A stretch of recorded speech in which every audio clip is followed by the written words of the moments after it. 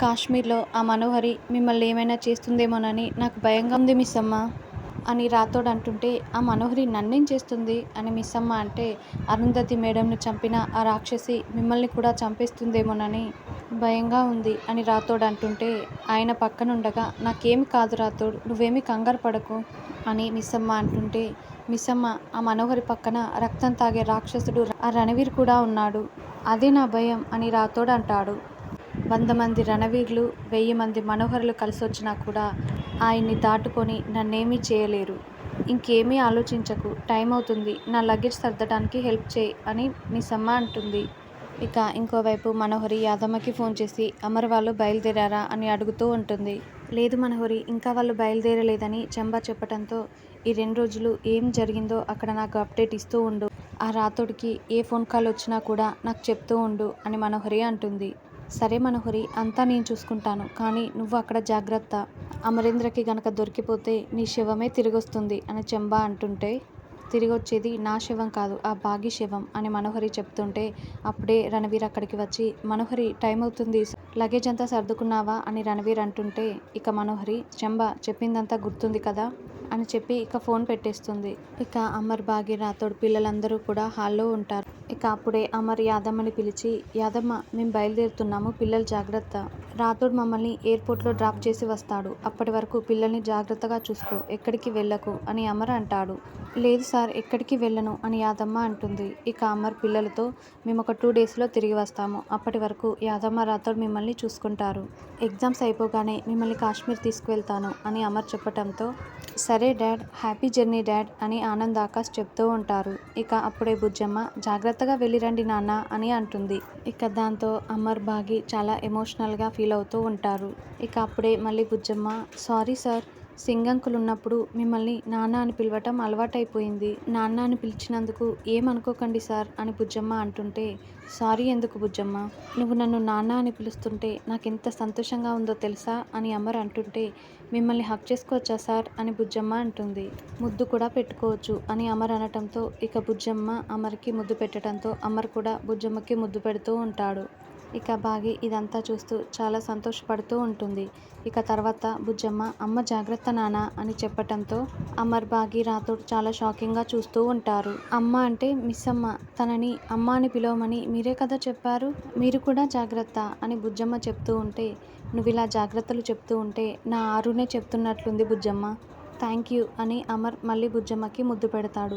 ముద్దులు, హగ్గులు ఆయనకేనా బుజ్జమ్మ, నాకేం లేవా అని బాగి అనటంతో, ఇక బుజ్జమ్మ కూడా బాగిని హగ్ చేసుకొని, ఇక బాగి చెవిలోనైతే, జాగ్రత్తమ్మ, సార్ని వదిలి నువ్వెక్కడికి వెళ్ళకు, సార్తోనే ఉండు, సార్ చేయి వదిలిపెట్టకు అని బుజ్జమ్మ చెప్తూ ఉంటే, ఇక బాగి చాలా ఎమోషనల్ అయి వాళ్ళ అక్క అరుంధతి ఫోటో వైపు చూస్తూ ఉంటుంది. ఎందుకలా చెప్తున్నావు బుజ్జమ్మ అని బాగి అంటే, ఎందుకంటే ఇప్పటి వరకు నువ్వు నన్ను వదిలేసి ఎక్కడికి వెళ్ళలేదు, అందుకే చెప్తున్నాను అని బుజ్జమ్మ అంటుంటే, నువ్వు నా కూతురివి కాదే, నా అక్కవి, నా అమ్మవి కూడా అని బాగి కూడా బుజ్జమ్మకి ముద్దు పెడుతూ ఉంటుంది. ఇక పిల్లలకి జాగ్రత్తలు చెప్పి అమర్, బాగి ఇద్దరు కారులో బయలుదేరుతూ ఉంటారు. ఇక ఇంకోవైపు రణవీర్, మనోహర్ కూడా బయలుదేరుతూ ఉంటారు. ఇక బాగి అయితే కారులో అమర్ పక్కనే కూర్చొని చాలా చాలా సంతోషపడుతూ ఉంటుంది. ఇక అప్పుడే లాల్ సింగ్ అమర్కి ఫోన్ చేస్తాడు.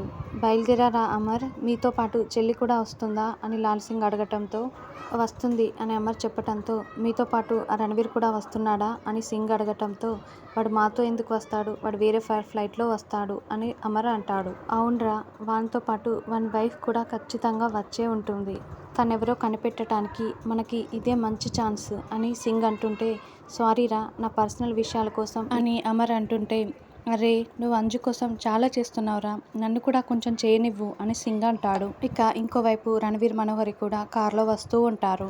అంత కరెక్ట్గా రణవీర్ వేరే ఫ్లైట్లో వస్తున్నాడని ఎలా చెప్పారు సార్ అని రాథోడ్ అంటుంటే, రణవీర్తో పాటు వాళ్ళ వైఫ్ కూడా వస్తుంది కదా, అప్పుడు తనెవరో మనకి తెలిసిపోతుంది కదా, అందుకే రణవీర్ వేరే ఫ్లైట్లో వస్తున్నాడు అని అమర్ అంటాడు. ఇక ఇంకోవైపు రణవీర్ అమర్కి ఫోన్ చేస్తూ ఉంటాడు. పాపే చిరాయు అని అంటారు కదా, వాడే ఫోన్ చేస్తున్నాడు, చెప్పు రణవీర్, ఎయిర్పోర్ట్కి బయలుదేరావా అని అమర్ అడుగుతూ ఉంటే, లేదమర్, నాకు కాస్త పని ఉంది, నేను వేరే ఫ్లైట్కి వస్తాను అని రణవీర్ అనటంతో, ఖచ్చితంగా ఆ ఫంక్షన్కి వస్తావు కదా అని అమర్ అనటంతో, లాల్ సింగ్ అంతలా పిలిచిన తర్వాత నేను రాకుండా ఎలా ఉంటాను, ఖచ్చితంగా వస్తాను అని రణవీర్ అంటాడు. ఓకే, శ్రీనగర్లో కలుద్దాం అని అమర్ ఫోన్ పెట్టేస్తాడు. నేను చెప్పానా వాడి వైఫ్తో కలిసి వేరే ఫ్లైట్లో వస్తాడని అని అమర్ అంటాడు. ఇక అప్పుడు బాగి మనోహర్కి ఫోన్ చేయండి అని అనటంతో తనకెందుకిప్పుడు అని అమర్ అనటంతో కోల్కతా వెళ్ళింది కదండి, అక్కడంతా ఓకేనా అని బాగి అంటుంటే నీకెందుకంత ఇంట్రెస్ట్ అని అమర్ అంటాడు. అని అమర్ అనటంతో అంటే మిస్సమ్మ ఇంట్లో లేనప్పుడు పిల్లల బాగోగులు ఆ మనోహరి చూసుకుంది కదా సార్, ఇప్పుడు ఆ మనోహరి బాగోగులు కూడా మిస్సమ్మ చూసుకుంటుంది అని రాథోడ్ అంటాడు. ఇక అమర్ మనోహర్కి ఫోన్ చేసి కోల్కతాలో అంతా ఓకేనా అని అడుగుతూ ఉండటంతో అంతా సవ్యంగానే జరుగుతుంది అమర్, ఇక్కడ పని పూర్తయిపోగానే నేను హైదరాబాదు వెళ్ళిపోతాను, నువ్వేమి కంగారు పడకు అమర్ అని మనోహరి అంటుంది. అదేంటి మనోహరి, అమర్కి ఏమైనా డౌట్ వచ్చిందా అని రణవీర్ అంటే అమర్కి నాపై ఎందుకు డౌట్ వస్తుంది, క్యాజువల్గా ఫోన్ చేశాడు అని మనోహరి అంటుంటే అమర్కి కనుక డౌట్ వస్తే నీతో పాటు నన్ను కూడా చంపేస్తాడు అని రణవీర్ అంటాడు. ఇక అమర్ బాగి ఇద్దరు ఫ్లైట్ దిగేసి కారులో వెళ్తూ ఉంటారు. ఇక బాగి అక్కడ చలిని తట్టుకోలేక చలికి వణికిపోతూ ఉంటుంది. ఎప్పుడైనా కాలు బయట పెడితే కదా ఇలాంటివన్నీ నీకు తెలిసేదని అని అమర్ అంటాడు. ఓ, మీరు తీసుకువెళ్తేనే కదా, జోకులు చేయకండి, వెటకారాలాడకండి అని బాగి అంటుంది.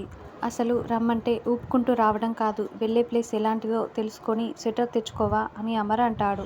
మీరే చెప్పొచ్చు కదా, నాకెలా తెలుస్తుంది అని బాగి అంటుంది. ఇక అమర్ తన స్వెటర్ని బాగికి ఇస్తాడు.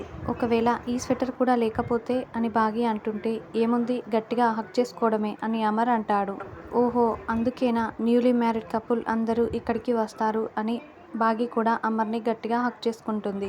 ఏయ్, దూరంగా ఉండు, ఈ ఎక్స్ట్రాలే వద్దంటున్నాను, ఇలాగే ఎక్స్ట్రాలు చేశావనుకో చలిలో నిలబెట్టేస్తాను, అక్కడే గడ్డ కట్టుకుపోయి కూరుకుపోతావు జాగ్రత్త అని అమర్ అంటాడు. నేనేమి మిమ్మల్ని కొరుకు తిననులేండి, మీరే నన్నేమి చేయకపోతే చాలు అని బాగి అంటుంది. ఈ ఎక్స్ట్రాలే వద్దంటున్నాను అని అమర్ అంటాడు. ఇక సింగ్ వాళ్ళ ఇంటి దగ్గర వీళ్ళ కోసం ఎదురు చూస్తూ ఉంటాడు. ఇక అమర్ వాళ్ళు రాగానే ఏరా ప్రయాణం బాగా జరిగిందా అని అడుగుతూ ఉంటాడు. ఏంటన్నయ్య ఇక్కడ ఇంత చలిగా ఉంది అని బాగి అంటుంటే ఈ చలిదేముందమ్మా, రేపు మంచు తుఫాన్ ఉందంట అని లాల్ సింగ్ అంటాడు. వామ్మో, ఈ చలిని తట్టుకోలేకపోతున్నాను, ఇంకా మంచు తుఫానా, ఇంకేమైనా ఉందా అని బాగి అంటుంది. సరేరా, మా కాటేజ్ ఎక్కడా అని అమర్ అడగడంతో ఇదిగోరా ఇదే మీ కాటేజ్, ఇదిగో ఇతను మీకు కావలసినవన్నీ చూసుకుంటాడు, మీరు ఫ్రెష్ అయి ఉండండి, నేను మళ్ళీ వస్తాను అని చెప్పి లాల్ సింగ్ అంటాడు.